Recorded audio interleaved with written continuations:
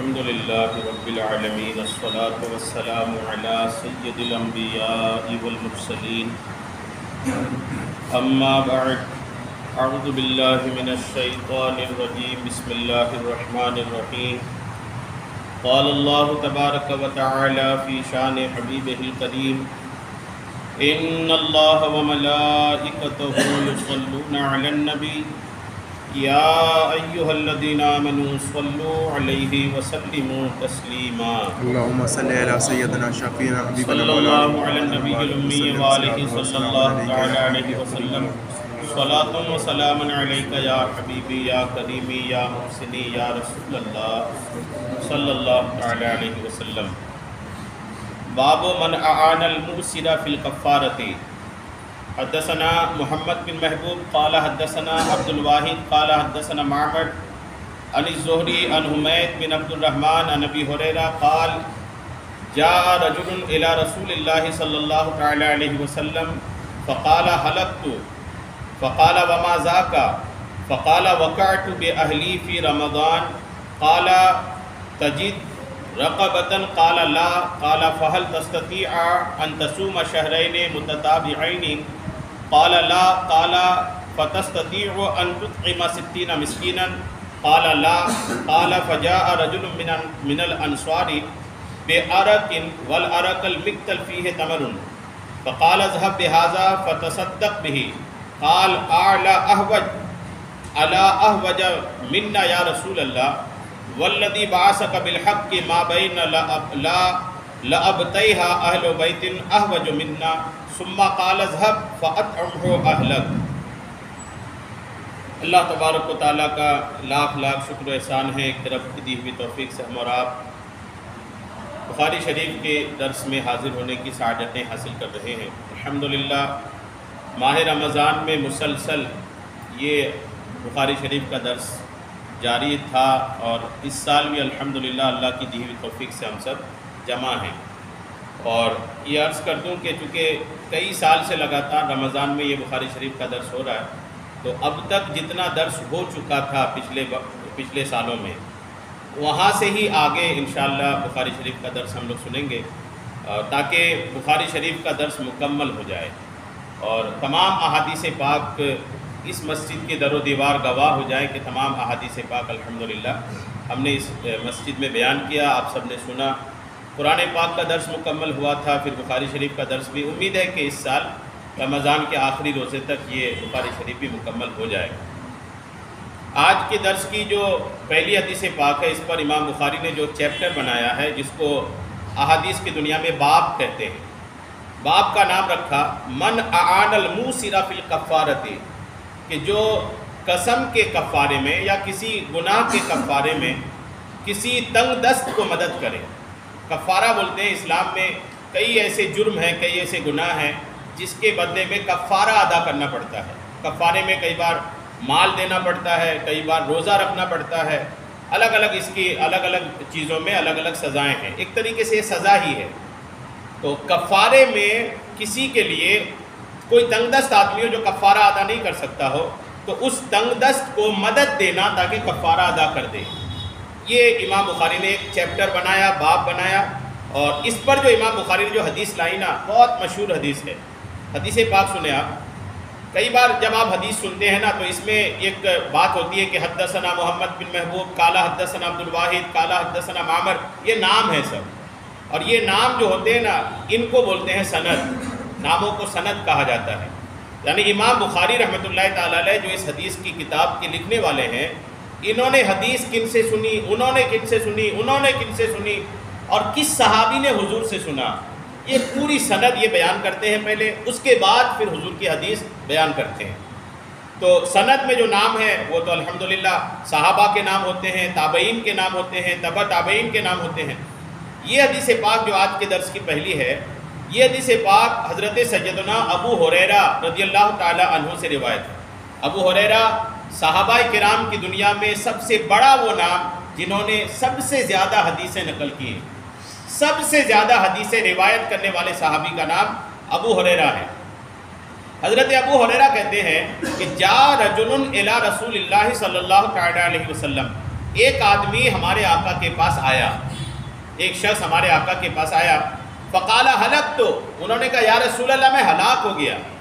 جو شخص ہمارے نبی کے پاس آیا آ کر کے کہا یا رسول اللہ میں تو ہلاک ہو گیا، فقال، حضور نے فرمایا وما ذاک، تمہیں کیا ہو گیا ہے، کس بات نے تمہیں ہلاکت کر دی ہے، کیا ہو گیا ہے کہ تم ہلاک ہو گئے، برباد ہو گئے؟ فقال، تو اس شخص نے کہا وقعت باہلی فی رمضان، حضور نے فرمایا کہ میں نے رمضان کے مہینے میں دن میں روزے کی حالت میں اپنی بیوی سے ہم بستری کیا۔ اب رمضان میں روزے کی حالت میں دن میں اس کی اجازت نہیں، رات میں اجازت ہے، دن میں روزے کی حالت میں اجازت نہیں۔ اب وہ حضور کے پاس آئے، بولے یا رسول اللہ غلطی ہو گئی، اب میں کیا کروں؟ اب حضور کا جواب سنیے۔ فقال، حضور فرماتے ہیں، آقا کریم علیہ السلام نے فرمایا تجد رقبتن، حضور فرماتے ہیں اب اس غلطی کی سزا، یہ پہلی سزا تو یہ ہے کہ تمہیں غلام آزاد کرنی ہے۔ غلام آزاد کر پاؤ گے؟ پہلے غلام ہوتے تھے، باندیاں ہوتی تھی، انسانوں کی خرید و فروخت ہوتی تھی۔ اگر مرد ہے تو غلام کہا جاتا تھا، عورتیں ہیں تو باندی کہی جاتی تھی، یعنی عورتوں مردوں کی خرید و فروخت ہوتی تھی۔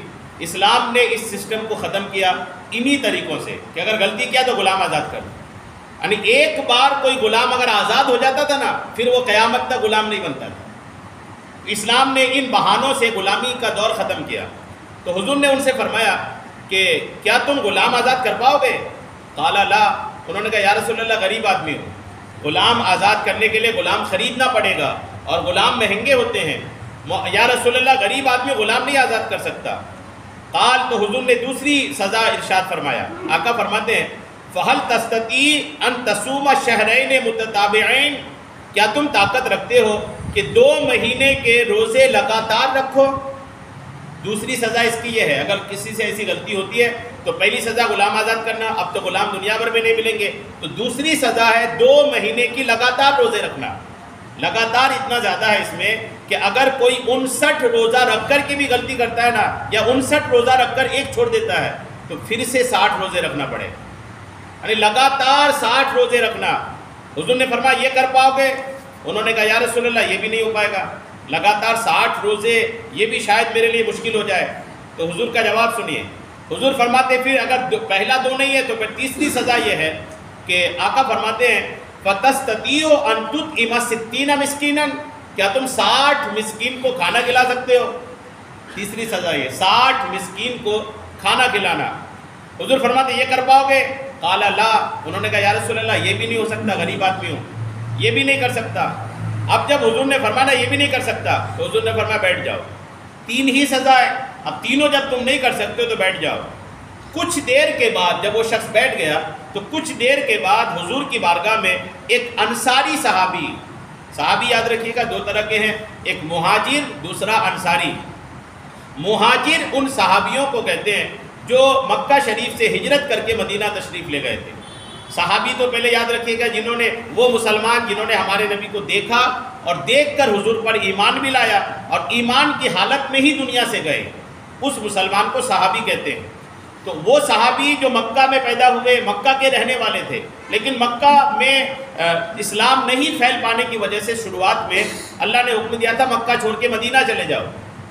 تو جو صحابہ مکہ چھوڑ کر مدینہ ہجرت کر گئے تھے، ہجرت بولتے ہیں اپنے وطن کو چھوڑ دینا، تو وہ صحابہ جو مکہ چھوڑ کر مدینہ چلے گئے تھے ان کو مہاجر کہا جاتا ہے، اور جو صحابہ پراپر مدینہ پاک کے ہی رہنے والے تھے ان کو انصار کہا جاتا ہے۔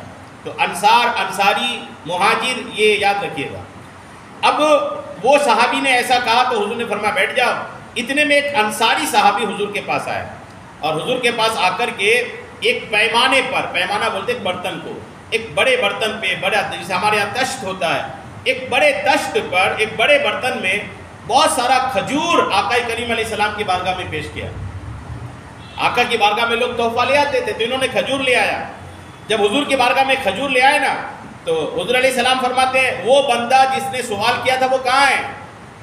جو پوچھ رہا تھا کہ میں ہلاک ہو گیا وہ کہاں ہے؟ اس کو بلا کے لاؤ۔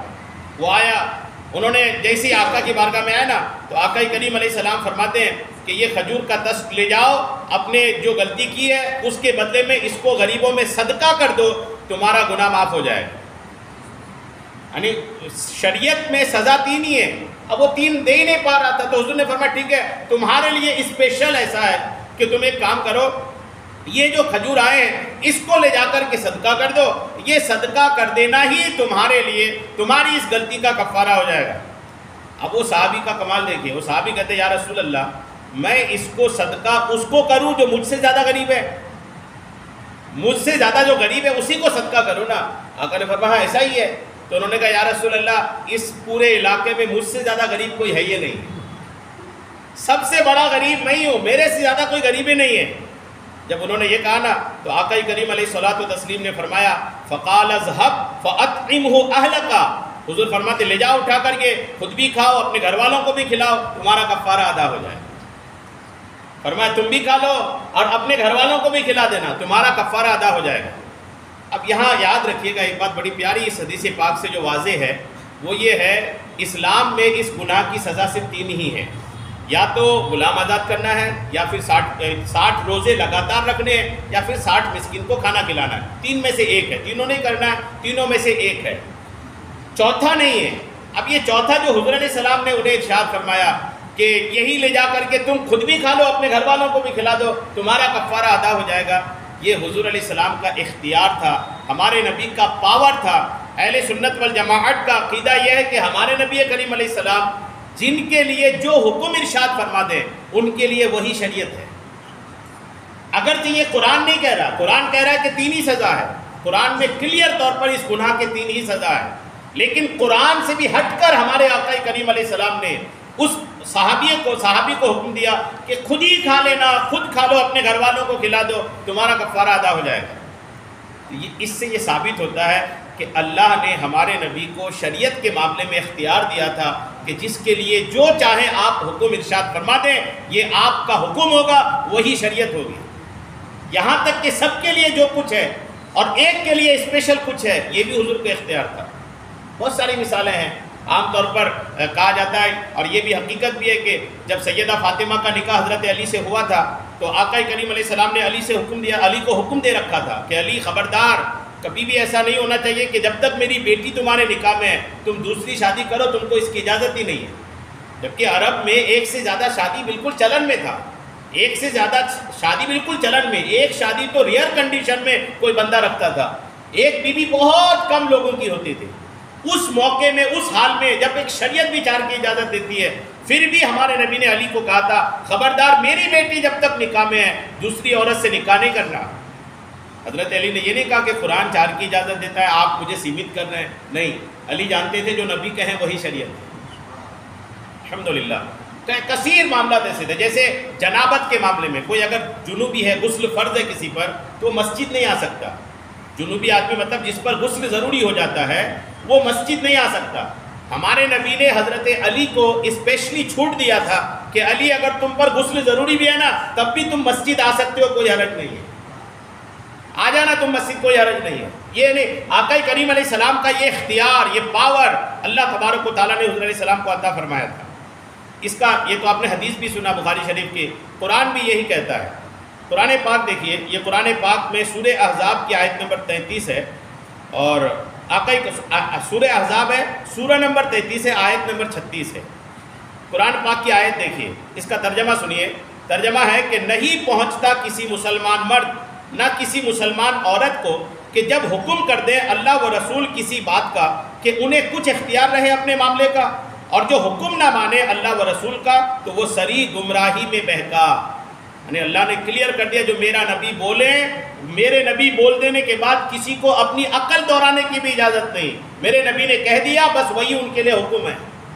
دراصل میں ہوا کیا تھا، ہمارے آقا کریم علیہ السلام نے ایک صحابی زید بن حارثہ کو اپنا منہ بولا بیٹا بنایا تھا، منہ بولا بیٹا بنایا تھا، زید بن حارثہ صحابی کا نام تھا۔ ہوا یہ کہ حضور علیہ السلام نے اپنی پھپھی کی بیٹی کے پاس رشتہ بھیجا، حضور نے اپنی پھپھی کی بیٹی امیہ بنت عبد المطلب، امیہ بنت عبد المطلب، ان کو حضور علیہ السلام نے رشتہ بھیجا۔ جیسے ہی رشتہ بھیجا نا تو جیسے ہی رشتہ بھیجا تو ان کو جو لگا جیسے حضور کی طرف سے رشتہ لے کے آئے، تو ان کو یہ لگا کہ یہ رشتہ حضور نے اپنے لیے بھیجا ہے شاید، تو بڑی خوش ہوئی کہ آقا نے مجھے اپنی بیوی بنانے کا سوچا ہے، تو بڑی خوش ہوئی وہ۔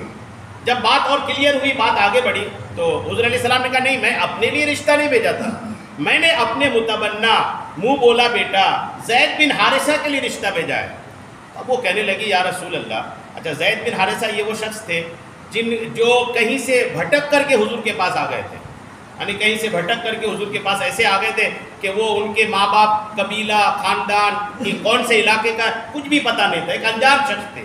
اور عرب میں یہ بہت اہمیت تھی کہ نسب کیا ہے ان کا، قبیلہ کیا ہے، خاندان کیا ہے۔ عرب کے لوگ اس کو بہت مضبوطی سے دیکھتے تھے، آج بھی لوگ دیکھتے ہیں، شادی کرتے ہیں تو خاندان تو دیکھتے ہیں نا، عرب میں بہت اس کا چلن تھا۔ تو اب وہ حضور کی پھپھی کی بیٹی کہنے لگی یا رسول اللہ، میں اللہ کے نبی کی پھپھی کی بیٹی ہوں اور ایک ایسے آدمی سے نکاح کر لوں جن کے خاندان کا کوئی اتا پتہ ہی نہیں ہے، یہ تو میرے شان کے خلاف ہو جائے گی نا۔ جب اس لڑکی نے، حضور کے پھپھی کی بیٹی نے ایسی بات کہی نا، تو اللہ تعالیٰ نے قرآن کی آیت نازل فرمایا کہ خبردار، میرا نبی جس کے لیے جو کہہ دے ان کے لیے وہی ماننا لازم ہے، بالکل اجازت نہیں کہ میرے نبی کے کہنے کے بعد وہ اپنی عقل چلائے، بالکل نہیں، نبی کا حکم قبول کر لینا یہ ہر مسلمان کے لیے ضروری ہے۔ جب یہ حکم آیا تو پھر وہ الحمدللہ تیار ہوئی اور آقا کریم علیہ الصلوۃ والتسلیم نے الحمدللہ اپنے منہ بولے بیٹے حضرت زید بن حارثہ سے ان کا نکاح کر دیا الحمدللہ۔ اور سنیے، حضرت ابو بردہ صحابی رسول ہیں، یہ حدیث پاک دیکھیں آپ، صحیح بخاری کی حدیث پاک ہے، جلد 1 صفحہ 132 کی۔ ابو بردہ ایک صحابی رسول ہیں، یہ صحابی رسول جب حضور علیہ السلام بقرعید کے دن نماز پڑھا رہے تھے، نماز سے پہلے آقا نے بیان کیا۔ بیان یہ کیا حضور علیہ السلام نے کہ آج کھانے پینے کے دن ہے، قربانی کا دن ہے، اور آقا فرماتے ہیں کہ جو نماز پڑھ کر قربانی کیا تو اس کے لیے قربانی ہے، اور جنہوں نے نماز سے پہلے قربانی کر لی ہے ان کے لیے صرف گوشت ہے، قربانی نہیں ہوئی ان کی، یعنی قربانی جو ہے نماز کے بعد ہی ہے۔ اب ابو بردہ ایک صحابی ہے کھڑے ہوئے، عرض کیا یا رسول اللہ یہ تو بڑی بھول ہو گئی مجھ سے۔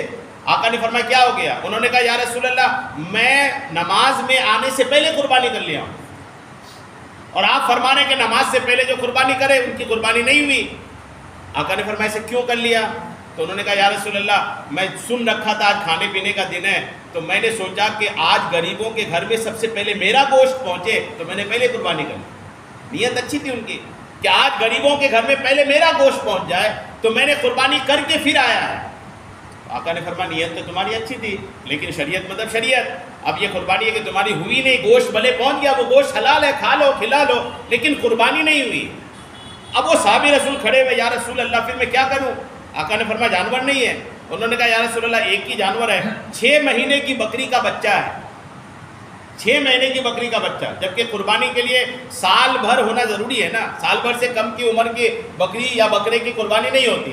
تو انہوں نے کہا یا رسول اللہ 6 مہینے کی بکری کا بچہ ہے، کیا کروں؟ تو آقا کریم نے فرمایا صرف تمہارے لیے اجازت ہے، تم جا کے وہ 6 مہینے کی بکری قربان کر دینا، تمہاری قربانی ادا ہو جائے گی۔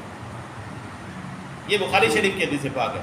میں اگر اس موضوع پہ بولوں نا تو اس میں تقریباً بہت ساری روایات اس میں موجود ہیں کہ جس میں آقا کریم علیہ السلام نے اسپیشلی اجازت دی۔ نوحہ ہوتا ہے، نوحہ بولتے ہیں کسی کی میت پر بول بول کر کے رونا، اسلام میں اس کی اجازت نہیں ہے۔ حضور علیہ السلام نے ایک عورت کے لیے خاص طور پر اجازت دی، وہ عورت بڑی ہو رہی تھی، بےتاب ہو رہی تھی، تو آقا نے فرمایا ٹھیک ہے تم نوحہ کر لو اور کسی کی اجازت نہیں ہوگی۔ ایک بیوہ خاتون تھی، وہ خاتون بیوہ تھی، بیوہ خاتون کے لیے سوگ کتنا ہوتا ہے؟ 4 مہینہ 10 دن، لیکن وہ خاتون کے لیے کچھ مجبوری تھی، تو آقا نے فرمایا ایک کام کرو، تمہارے لیے مجبوری ہے تو ایک کام کرو، صرف تم 3 دن کی سوگ کر لینا، 3 دن کے بعد تم پھر نارمل ہو جانا، تمہیں 4 مہینہ 10 دن کی سوگ کی اجازت نہیں ہے۔ یعنی اس طرح کی بہت ساری روایات احادیث پاک میں، سیرت میں الحمدللہ موجود ہے۔ تو میں کئی بار آپ کو عرض کرتا ہوں، وہ خزیمہ انصاری ایک صحابی رسول ہیں، حضور علیہ السلام نے اس صحابی کو اکیلے 2 گواہ کے برابر قرار دیا تھا، یعنی اکیلے خزیمہ انصاری اگر گواہ دے دے نا تو 2 آدمی کے برابر اکیلے کی گواہی ہوتی تھی ان کی۔ حضور نے ان کو یہ مقام دیا تھا کہ یہ اگر بول دیا تو 2 آدمی کے برابر ہے الحمدللہ۔ ایک صحابی کے نکاح کی بات آئی تو نکاح میں مہر کیا بنا دیا؟ مہر بنا دیا کہ تم قرآن سکھا دو، تمہارا مہر یہی ہے، جبکہ قرآن سکھانا مہر یہ تو مال نہیں ہے نا، مہر میں مال ضروری ہے، اور حضور نے فرمایا قرآن سکھا دینا یہی تمہارا مہر ہے۔ تو یہ حضور علیہ السلام الحمدللہ اللہ تبارک و تعالیٰ نے یہ اجازت دیا تھا، یہ کمال دیا تھا حضور علیہ السلام کو کہ جس کے لیے جو حکم چاہیں آقا عطا فرما دیں۔ اور جن کے لیے جو حکم آقا دے دیں ان کے لیے یہی شریعت ہوا کرتی تھی۔ درود پاک پڑھی، اللہم صلی علی سیدنا شفیعنا حبیبنا مولانا محمد بارک وسلم، صلاۃ و سلام علیک یا حبیبی یا کریمی یا محسنی یا رسول اللہ صلی اللہ تعالی علیہ وسلم۔ اس کے بعد جو آج یہ جو شروع ہو رہا ہے کتاب الفرائض، کتاب الفرائض ایک نیا چیپٹر شروع ہو رہا ہے، آپ اس کو توجہ سے سنیے گا۔ فرائض بولتے ہیں جو حصے ہوتے ہیں نا، حصے کسی مرحوم کی میت پر جو حصے ہوتے ہیں اس کو بولتے ہیں فرائض۔ اسلام نے حصہ بٹوارہ میں کیا ارشاد فرمایا ہے، یہ ایک پورا چیپٹر ہے، بہت ساری حدیثیں اس پر الحمدللہ ہیں، اس کو توجہ سے سنیے گا اور ہو سکے تو اس پہ عمل بھی ہو جائے، اللہ کرے اس پہ عمل ہو جائے، کیونکہ مسلمانوں میں سب سے زیادہ بے عملی جو ہے نا وہ اس پر ہے۔ لیکن آپ کو حیرت ہوگی کہ قرآن پاک میں، قرآن میں تمام احکام میں سب سے زیادہ ڈیٹیل جس چیز کا ہے وہ حصے کا بیان ہے، سب سے زیادہ ڈیٹیل۔ نماز کی ڈیٹیل نہیں ہے قرآن پاک میں، حکم دیا ہے لیکن نماز کیسے پڑھنی ڈیٹیل نہیں ہے۔ زکوٰۃ کا حکم قرآن پاک میں ہے لیکن ڈیٹیل نہیں ہے۔ حج کا حکم قرآن پاک میں ہے لیکن ڈیٹیل نہیں ہے۔ روزے کا حکم بھی قرآن پاک میں ہے لیکن ڈیٹیل تفصیلات نہیں ہے، تفصیلات حدیثوں میں ہیں۔ لیکن جب بات آئی فرائض کی، بات آئی حصہ بٹوارے کی، تو قرآن پاک نے ایک ایک آدمی کا حصہ کس کنڈیشن میں کتنا ہوگا پوری ڈیٹیل کے ساتھ ارشاد فرما دیا، یہ بتانے کے لیے کہ حصہ بٹوارے میں بالکل بھی چوک نہیں ہونی چاہیے، کیونکہ یہ حقوق العباد ہے، بندوں کا حق ہے۔ یہاں لوگ عموماً آ جاتے ہیں کہ چونکہ دولت کا معاملہ ہوتا ہے اور مال کا معاملہ ہوتا ہے تو لوگ عموماً یہاں کنجوسی کر جاتے ہیں، لیکن ہونا نہیں چاہیے۔ ایک تو یہ، اور دوسرا آج کل ایک اور بیماری چل پڑی ہے، وہ یہ کہ اگر حصہ بٹوارہ کسی کو لینا بھی ہے نا تو وہ جاتے ہیں کورٹ، اور پھر کورٹ کے مطابق جو فیصلے ہوتے ہیں اس کے مطابق لیتے ہیں، یہاں وہاں جاتے ہیں، یہ نہیں دیکھ پاتے، یہ نہیں سوچتے کہ اس پر ہمارا اسلام کیا کہتا ہے، اسلام نے ہمیں کتنا حصہ دیا ہے، ہمیں اتنا ہی لینا ہے، وہ نہیں سوچتے۔ یہاں تک کہ میں جانتا ہوں چہرے سے بھی ایسے لوگوں کو کہ جو چونکہ کورٹ میں ہندوستانی قانون کے حساب سے لڑکا لڑکی کا حصہ برابر ہے، دونوں کے لیے برابر ہے، لیکن اسلام یہ کہتا ہے کہ لڑکی کا حصہ لڑکا کے مقابلے میں آدھا ہے، یعنی لڑکا کو ڈبل ملے گا لڑکی کے مقابلے میں، یہ اسلام کہتا ہے۔ اب وہ لڑکیاں یا ایسی خواتین جن کو حصہ لینا ہے نا تو وہ شریعت کے اس معاملے کو ہٹا کر کے کورٹ پہنچتی ہیں کہ ہمیں یہاں برابری کا حصہ مل جائے۔ کورٹ اگر کسی کو برابری کا حصہ دے بھی دے تو بحیثیت مسلمان ان کے لیے وہ حلال تھوڑی ہوگا، بحیثیت مسلمان تو ان کے لیے حرام ہی ہوگا نا۔ جتنی شریعت نے آپ کو حق دیا ہے آپ اتنا ہی لیں، اس سے زیادہ بڑھا کر لے کر اپنی دنیا اور آخرت برباد نہ کرنا چاہیے، اللہ کرم فرمائے۔ آئیے اس پر جو امام بخاری نے ارشاد فرمایا، حدیثیں، قرآن، وہ توجہ سے سنتے ہیں۔ کتاب الفرائض، باب و قول اللہ یوصیکم اللہ فی اولادکم، یہ قرآن پاک کی آیت ہے۔ یہ یاد رکھیے گا، امام بخاری کی عادت ہے یہ کہ جب بھی کوئی حدیث لاتے ہیں، اگر اس حدیث سے پہلے قرآن کی کوئی آیت اس موضوع پر ہوتی ہے تو پہلے وہ آیت پیش کرتے ہیں، اس کے بعد پھر حدیث پیش کرتے ہیں۔ پہلی آیت امام بخاری نے جو پیش کیا ہے یہ سورہ نساء ہے، اور سورہ نساء کی آیت نمبر 12 ہے، 11 اور 12، سورہ نساء آیت نمبر 11 12۔ آیت میں پڑھوں گا تو کافی وقت لگ جائے گا، میں صرف آپ کو ترجمہ سناتا ہوں، آپ سنیے اور دیکھیے کہ حصے کے معاملے میں قرآن نے کتنی ڈیٹیل بیان کیا ہے۔ اللہ فرماتا ہے، ترجمہ سنیے، اللہ تمہیں تمہاری اولاد کے بارے میں حکم دیتا ہے کہ بیٹے کا حصہ 2 بیٹیوں کے برابر ہے۔ کتنا کلیئر ہے نا، قرآن ہے یہ، سورہ نساء آیت نمبر 11 12، میں ترجمہ اس کا ٹرانسلیشن سنا رہا ہوں۔ اللہ فرماتا ہے، اللہ تمہیں تمہاری اولاد کے بارے میں حکم دیتا ہے کہ بیٹے کا حصہ 2 بیٹیوں کے برابر ہے، یعنی بیٹے کا ڈبل ہے۔ پھر اگر صرف لڑکیاں ہی لڑکیاں ہوں، دیکھیے ڈیٹیل دیکھیے، اگر لڑکا نہیں ہے صرف لڑکیاں ہی لڑکیاں ہوں، اگرچہ 2 سے اوپر 2 لڑکیاں یا 2 سے زیادہ ہیں تو ان کے لیے ترکے کا، ترکہ بولتے ہیں مرحوم کا چھوڑا ہوا مال، جو دولت چھوڑ کے مرا اس کو ترکہ بولتے ہیں، کہتے ہیں ان کے لیے ترکے کا 2/3 حصہ ہوگا۔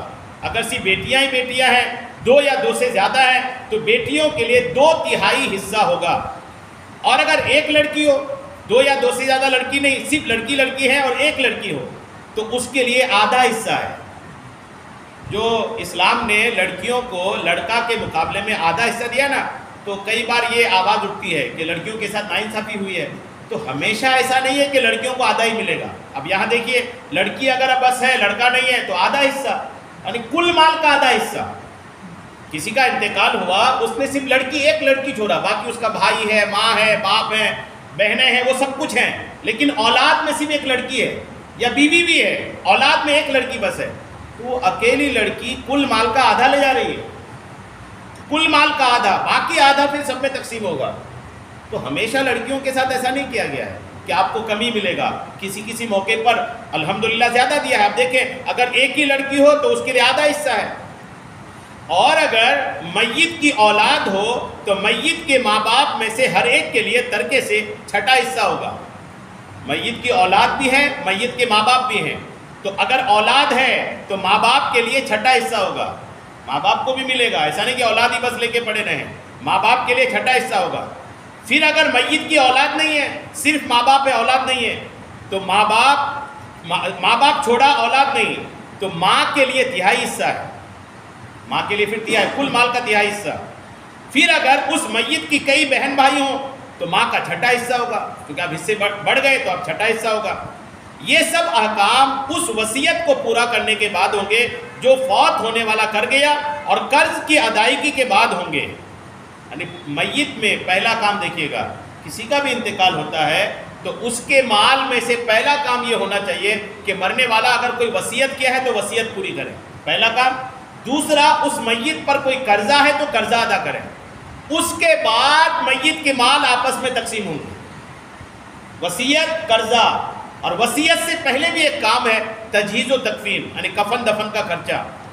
کفن دفن کا خرچہ بھی میت کے مال سے اگر کرنا چاہیں تو، اگر کوئی ایسے اپنی طرف سے کر دیا، بڑا بیٹا کر دیا یا بڑا بھائی کر دیا تو وہ الگ میٹر ہے، لیکن پہلا حق جو میت کے مال پر ہوتا ہے وہ ان کی کفن دفن کا انتظام، دوسرا ان کی وصیت پوری کریں، اور تیسرا کام ہے اس کا قرضہ ادا کریں، اور چوتھا کام یہ ہے کہ اب ان کا چھوڑا ہوا مال آپس میں تقسیم ہو.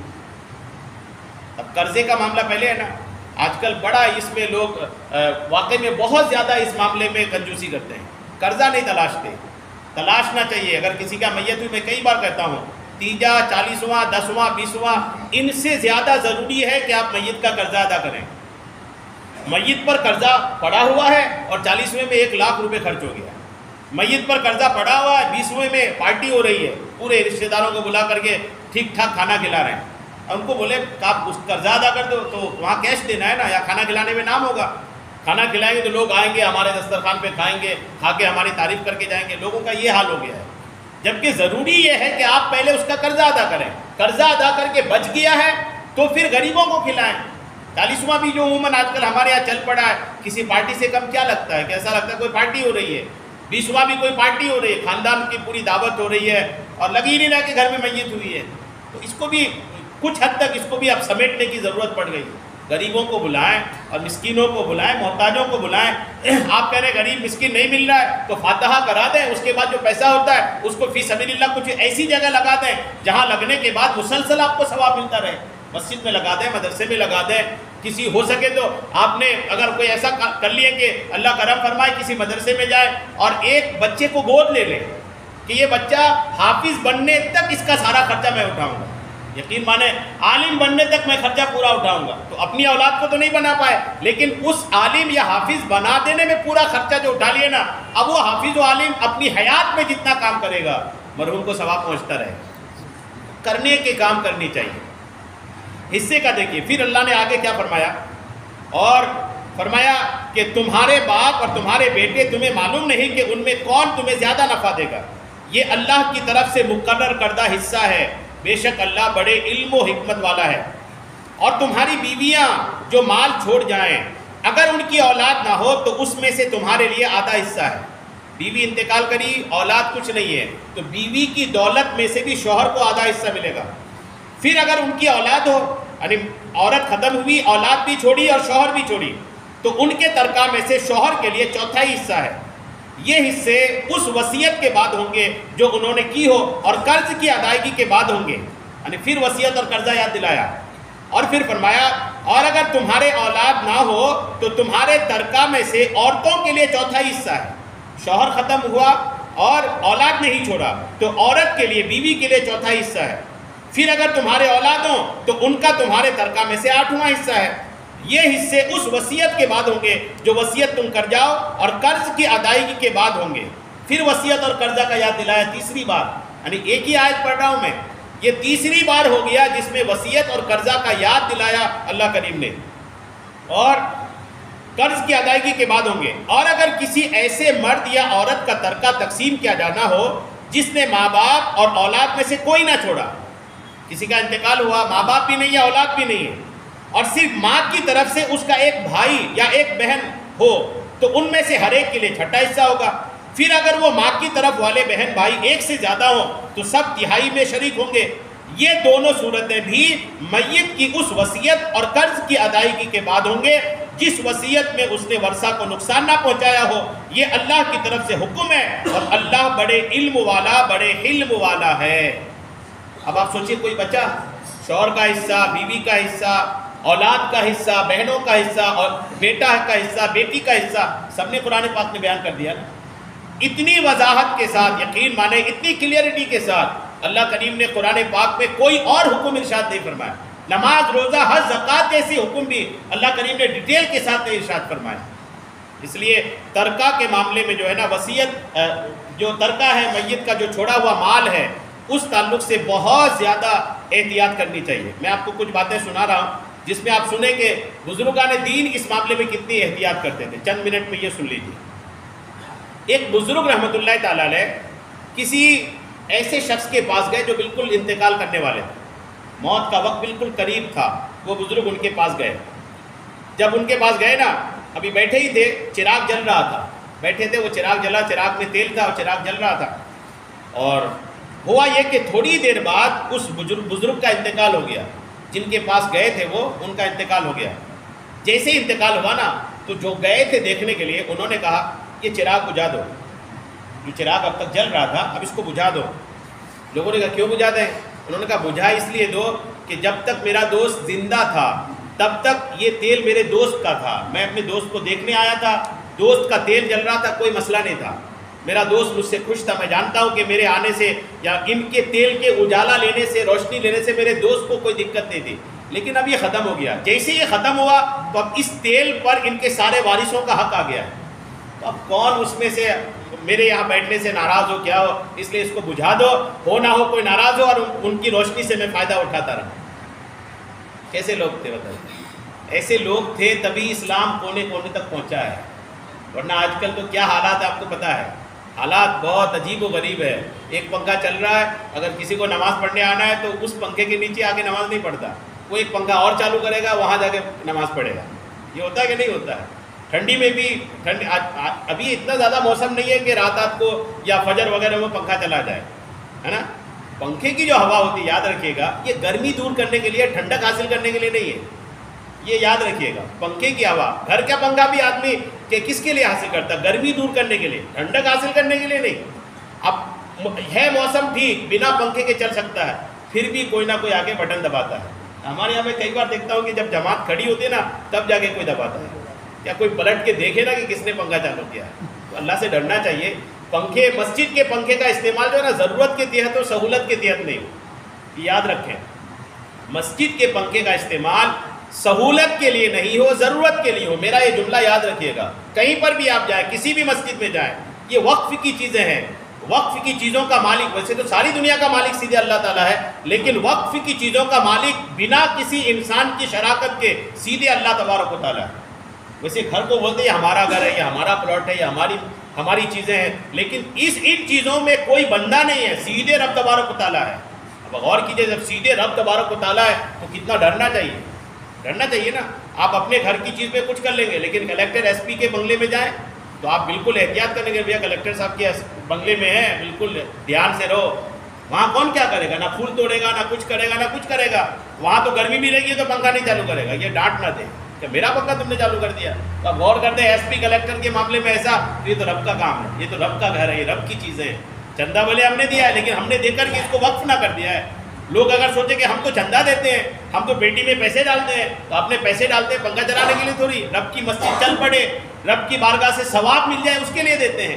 تو ثواب آپ نے جیسی ڈبے میں ڈالا رب نے ثواب دے دیا، بات ختم ہو گئی۔ اب اس کے بدلے ہمارا پنکھا بھی ہونا تو ہمیں سہولتیں بھی ہونا، جی نہیں، ضرورت کے لیے استعمال ہونا چاہیے، سہولت کے لیے نہیں۔ دیکھیے اس بزرگ کا کیسا معاملہ تھا۔ حضرت عبد الرحمن بن مہدی رحمۃ اللہ علیہ فرماتے ہیں کہ جب میرے چچا کا انتقال ہوا تو میرے والد بے ہوش ہو گئے۔ بزرگ کا دیکھیں، کہتے ہیں جب میرا چچا انتقال ہوا تو میرے والد بے ہوش ہو گئے۔ ہوش آنے پر فرمایا کہ چٹائی کو ورثہ کے ترکہ میں داخل کر دو، اب اسے استعمال نہ کرو کیونکہ اس میں ورثہ کا حق شامل ہو گیا ہے۔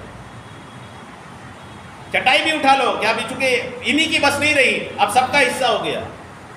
جب تک آدمی زندہ رہتا ہے ساری دولت کا مالک اکیلے ہوتا ہے، جیسے ہی ختم ہوا ان کی ساری دولت، اب وہ حصہ بھلے کوئی دے نہ دے لیکن سب کا حصہ اس میں شامل ہو جاتا ہے۔ یہاں تک کہ ایک مسئلہ یہاں پر یاد رکھنی چاہیے، اگر کسی کا انتقال ہوا اور اس کی کوئی نابالغ اولاد بھی ہے، انتقال ہوا کسی کا، اس کی نابالغ اولاد ہے، نابالغ اولاد ہونے کی صورت میں اس انتقال ہونے والے کی دولت سے تیجا، 10واں، 40واں کرنے کی شرعاً اجازت نہیں ہے، کر ہی نہیں سکتے۔ کرنا کب پڑے گا؟ کرنا تب سکتے ہیں جب حصہ بٹوارا کر کے اس نابالغ کا حصہ الگ کر دیں، باقی بالغ لوگوں کے حصے سے کریں تب اجازت ہوگی۔ وہ نابالغ جو ہے نا، اگر اس کو بولیں کہ تم اجازت دے دو بیٹا، تو وہ اجازت دینے سے بھی شریعت اجازت نہیں مانتی۔ نابالغ کی اجازت شریعت میں اجازت ہی نہیں ہے۔ نابالغ ہے وہ، ارے آپ وہ نابالغ ہے، اس کو بیلا پھسلا کے تو بول دو کہ بیٹا تم اجازت دے دو، تو اسلام نے منع کر دیا، جی نہیں، آپ بیلا پھسلا کے ان سے بولوا بھی لینا کہ ٹھیک ہے میرے ابو کا انتقال ہوا، بھلے میں نابالغ ہوں، خرچ کر دو تیجا 10واں میں، جی نہیں، ان کی اجازت بھی اجازت نہیں۔ کیوں؟ اسلام سیف کرنا چاہ رہا ہے اس کی دولت۔ آج کل بھائیوں کا کیا معاملہ ہے، وہ تو بالکل اپنا رکھ دیں گے، اس نابالغ کا حصہ خرچ کر دیں گے۔ دولت کے معاملے میں لوگ ایسے ہو گئے ہیں۔ تو اسلام اس نابالغ کا حصہ بچائے رکھنے کے لیے کہا نابالغ کی اجازت بھی اجازت نہیں۔ غور کریں اسلام اس معاملے میں کتنا محفوظ ہے۔ حضرت ابی ابن خالد فرماتے ہیں کہ میں حضرت ابو العباس خطاب رحمۃ اللہ علیہ کے ساتھ تھا، آپ ایک ایسے شخص کی تعزیت کے لیے حاضر ہوئے جس کی بیوی کا انتقال ہو گیا تھا۔ کسی کی بیوی کا انتقال ہو گیا تھا، ایک بزرگ گئے ان کے شوہر کے پاس ان کی ڈھارس باندھنے کے لیے، تعزیت کے لیے۔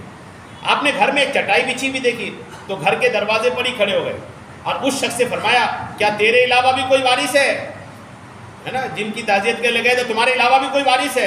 اس نے جواب دیا جی ہاں۔ تو آپ نے فرمایا تیرا اس چیز پر بیٹھنا کیسا جس کا تو مالک نہیں ہے؟ فرمایا چٹائی اٹھا لو، ہم اس پہ نہیں بیٹھیں گے۔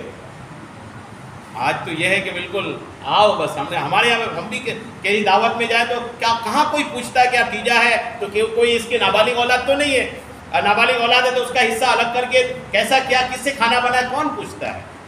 اللہ کرم فرمائے۔ لیکن محتاط رہنا ضروری ہے، احتیاط ضروری ہے۔ جتنی احتیاط کریں گے اتنی ہی زیادہ الحمدللہ آخرت آپ کی اچھی رہے گی۔ آخری ایک بات سنیے، عمر ابن عبدالعزیز اسلام کا خلیفہ تھا، بہت بڑا نام ہے، اسلام کے پہلے مجدد ہیں۔ انہوں نے ایسی سلطنت چلائی تھی کہ عمر فاروق اعظم کے بعد پھر عمر فاروق اعظم جیسی سلطنت انہوں نے چلا کے دکھایا تھا، اتنی بڑی شخصیت تھی۔ جب ان کا انتقال ہو رہا تھا نا تو ان کے پاس لوگ آئے، کہنے لگے آپ نے ایک ایسا کام کیا ہے کہ اس سے پہلے کسی نے نہیں کیا تھا، آپ نے بہت برا کیا۔ انہوں نے کہا کیا کیا میں نے؟ کہتے ہیں کہ آپ دنیا سے جا رہے ہیں، آپ کی موت ہونے والی ہے اور آپ نے اپنی اولاد کے لیے کچھ نہیں چھوڑا، کچھ بھی نہیں چھوڑا، بالکل آپ کی اولاد کے لیے کچھ بھی جمع نہیں کیا آپ نے، تنگ دست چھوڑ کے جا رہے ہیں آپ اپنی اولاد کو۔ ان کی طبیعت تو ناساز تھی، موت کا وقت تھا، کہا مجھے اٹھا کے بٹھا دو۔ جب اٹھا کے بٹھا لیے نا تو آپ نے فرمایا تم نے جو یہ کہا کہ میں اپنی اولاد کے لیے مال نہیں چھوڑا، اس کا یہ مطلب نہیں کہ میں نے ان کا حق مار دیا ہے۔ میں نے اپنی اولاد کے لیے مال نہیں چھوڑا تو اس کا مطلب نہیں کہ میں نے اس کا حق مارا ہے، بلکہ بات یہ اصل ہے کہ میں انہیں دوسروں کا حق نہیں دیا ہوں۔ میں امیر المومنین تھا، میں چاہتا تو جہاں تہاں سے قبضہ کر کے اپنی اولادوں کو بالکل کروڑپتی چھوڑ دیتا، لیکن دوسروں کا حق ان کو دے کے میں ان کو امیر بنانے سے بہتر سمجھتا ہوں کہ کسی کا حق نہیں دوں، میرا بچہ غریب رہ جائے، یہ میرے لیے بہتر ہے۔ کیا کمال کی سوچ ہے۔ آج کل تو یہ ہے کہ اپنی اولاد کی فیوچر بنانے کے لیے آدمی اپنی زندگی کی آخرت پہ داؤ لگا دیتا ہے۔ یار اپنی اولاد کے لیے کچھ کر کے جانا ہے، بھلے ناجائز، حرام، جھوٹ، کیا نہیں کر کے آدمی اولاد کی فیوچر ہمیں سیو کرنی ہے۔ یہ عموماً ایسی سوچ بن گئی، ہم کسی کی فیوچر کیا سیو کریں گے؟ ہمارے رب نے جس کے لیے جو قسمت میں لکھ دیا ہے وہ بندہ اس کی اپنی قسمت کا آخری پیسہ کھائے بنا دنیا سے نہیں جائے گا۔ کہ ہمارا ایمان عقیدہ پختہ اس میں بالکل چٹان سے بھی زیادہ مضبوط ہے اس معاملے میں ہم، کہ ہم اپنی قسمت کا، ہماری اولاد اپنی قسمت کا آخری پیسہ کھائے بنا دنیا سے نہیں جائے گا۔ جب دنیا سے نہیں جائے گا آخری پیسہ کھائے تو ناجائز جمع کر کے اپنی اولاد کو کیا دینا، حلال جمع کر کے اپنی اولاد کو دینا۔ کیا مطلب کتنا پیارا جملہ فرمایا، کہ فرماتے ہیں کہ اس کا مطلب یہ نہیں کہ میں ان کا حق مار دیا ہے، بلکہ اصل بات یہ ہے کہ میں نے انہیں دوسروں کا حق نہیں دیا، اور میری اولاد کی دو میں سے کوئی ایک حالت ہوگی، دو میں سے ایک حالت ہوگی۔ ایک دیکھیے، سوچ دیکھیے، میری اولاد کی دو میں سے ایک ہوگی، ایک یہ کہ وہ اللہ تعالیٰ کی فرما برداری کریں گے۔ اگر اللہ کی فرما برداری کریں تو اس صورت میں اللہ تعالیٰ انہیں کافی ہوگا، کیونکہ وہ نیکوں کا مددگار ہے۔ میری اولاد اگر نیک ہو گئی تو کوئی مسئلہ ہی نہیں، نیک ہوگا میری اولاد ان کی مدد کرے گی۔ اور اگر میری اولاد اللہ کی نافرمانی کریں تو اس صورت میں مجھے اس بات کی کوئی پرواہ نہیں کہ میری اولاد کے ساتھ کیا ہوگا۔ اولاد نیک ہے تو ہماری ہے، اور اگر نیک نہیں تو خدا کی نہیں تو ہماری کیا ہوگی۔ کیا سوچتی بھائی؟ اور آج تو بہت عجیب و غریب ہے، بچہ اسکول نہیں گیا ہم ناراض ہو جاتے ہیں، بچہ نماز نہیں پڑھا ہم ناراض نہیں ہوتے، بچہ ٹیوشن نہیں گیا ہم ناراض ہو جاتے ہیں، بچہ نماز نہیں پڑھنے گیا ہم ناراض نہیں ہوتے، ہے نا۔ یہ بہت عجیب و غریب ہو گیا۔ بچوں کو عموماً جو آج کل یہ دیکھنے میں آ رہا ہے نا کہ اولاد بالکل اپنے ماں باپ کے نافرمان ہوتی جا رہی ہے۔ ہر گھر کی کہانی ہے کہ باپ اپنی اولاد کو بہت مشکل سے ڈانٹتا ہے، ڈرتا ہے کہ ڈانٹوں تو کچھ ریئیکشن نہ ہو جائے۔ یہی ہو رہا ہے نا، آج یاد کیجئے 20-25 سال پہلے اولاد باپ سے ڈرتی تھی، اب الٹا ہو گیا ہے، باپ اولاد سے ڈر رہی، کچھ بول دوں کچھ معاملہ نہ ہو جائے، حرکت نہ کر دے، کچھ کا کچھ ہو گیا۔ یہ کیوں ہوا ہے؟ اس لیے کہ ہم نے اپنی اولاد کو اپنے رب کی بارگاہ میں نہیں پیش کیا، ہم نے اپنی بارگاہ میں پیش کر رکھا۔ بیٹا ہمارے بڑھاپے کا سہارا، ہماری لاٹھی، ہماری مددگار، یعنی ہمارے بڑھاپے میں ہمارے لیے کما کے لایا گیا، سب ہم کر کے رکھے۔ اس اولاد کو اٹھا کے رب کی بارگاہ میں پیش کر دیتے نا کہ بیٹا تو دیندار بن جا۔ اگر بچہ دیندار ہو جائے گا تو وہ رب کا بھی ہوگا اور ہمارا بھی ہوگا، کیونکہ جب رب کا ہوگا تو سنے گا کہ قرآن کیا کہہ رہا ہے ماں باپ کے بارے میں، حدیث کیا کہہ رہی ہے ماں باپ کے بارے میں۔ تو اللہ کرم فرمائے ہمیں اپنی اولاد کو دین کی طرف لے کے آنا ہے۔ بچہ دیندار ہوگا تو ہمارا فرما بردار ہوگا، رب کا بھی فرما بردار ہوگا۔ اللہ کریم ہم سب کو عمل کی توفیق عطا فرمائے، آمین، بجاہ نبی کی امین صلی اللہ تعالی علیہ وسلم۔